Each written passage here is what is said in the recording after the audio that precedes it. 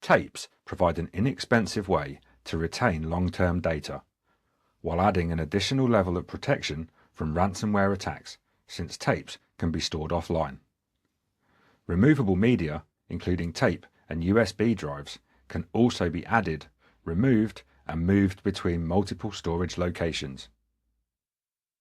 A tape target receives client-server backups or is used as a secondary copy of backup data. Let's add a tape library to the Commvault environment using the Command Center. From the navigation pane, click on Storage to expand the section and select Tape. This window displays the tape storage devices currently configured. To add tape storage, click Add. From the list, select the media agent where the library is connected. Click Scan Hardware to discover the tape devices. Tape storage is displayed upon discovery. To configure the storage, select the device and its tape drives.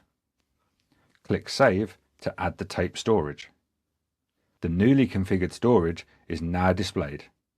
The Actions button to the right allows control of the library with options to reset and export media. Click on the library name to review its details. To view available tasks for the drives, in the Drives pane, click the Actions button next to the drive you wish to control.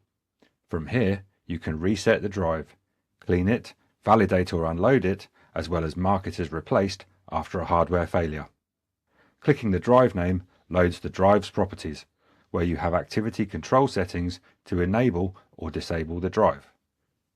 The Media Details tab shows details of media in the library and provides capabilities to manage tape media exports.